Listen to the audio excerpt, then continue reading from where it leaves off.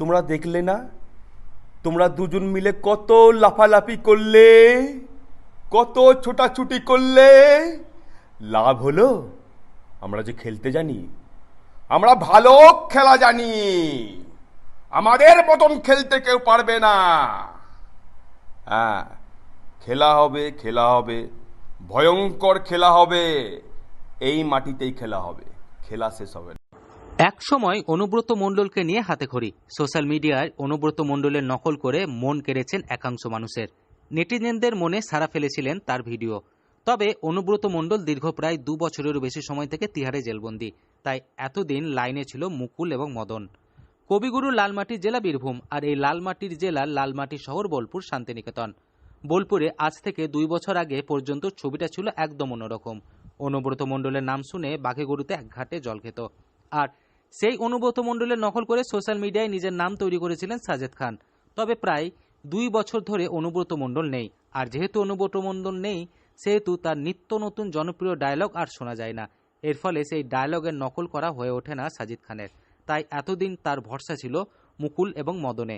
অনুব্রত মণ্ডলের গুড় বাতাসা থেকে শুরু করে মদন মিত্রের কচিয়াম, এই সমস্ত জনপ্রিয় ডায়লগের নকল করে নেটিজেনদের মন কেড়েছিলেন সাজিদ খান। একসময় সোশ্যাল মিডিয়া খুললেই তার ভিডিও পাওয়া যেত। খুবই প্রথমে জানিয়ে দিই, খুবই খুশির খবর।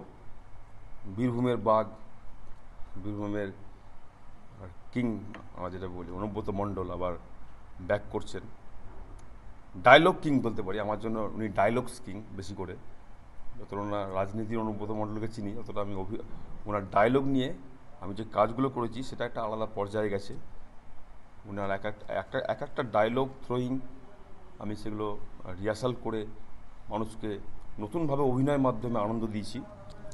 আজ থেকে নয়, প্রায়। অনুব্রত মণ্ডলের নকল করে যে সাজিদ খান একসময় সোশ্যাল মিডিয়ার শিরোনামে উঠেছিল, সেই সাজিদ খান আমাদের জানান গুরু অর্থাৎ অনুব্রত মণ্ডল আবার ফিরছে। আবার গুরুর ডায়লগ নিয়ে খেলা হবে।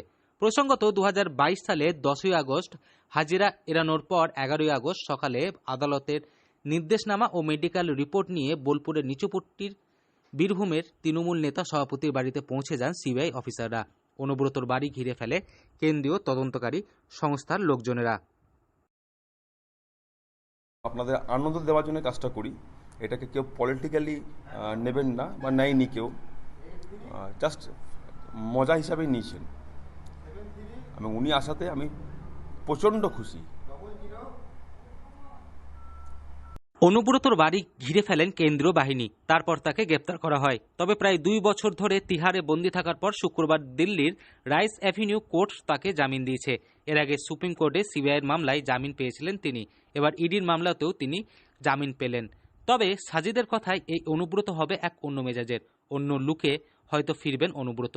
ওজন আগের থেকে কম হবে, থাকবে হালকা পাকা দাড়ির সাথে চুলও থাকবে হালকা পাকা। তবে সব মিলিয়ে এখন অনুব্রত মণ্ডলের ঘর ফেরার অপেক্ষায় তার শুভাকাঙ্ক্ষী থেকে শুরু করে তৃণমূল মহলের সর্বত্র। আমি খুবই খুশি উনি আবার ঘর বাপসি করছেন। আমি কেন, আমার টিম সবাই খুশি, তাই তো? একদম একদম। আবার খেলা হবে, খেলা হবে, ভয়ঙ্কর খেলা হবে। আমার চ্যানেলে খেলা হবে, আমার অভিনয় নিয়ে খেলা হবে। খেলা হবে, মিনিংস অন্য কিছু নেই।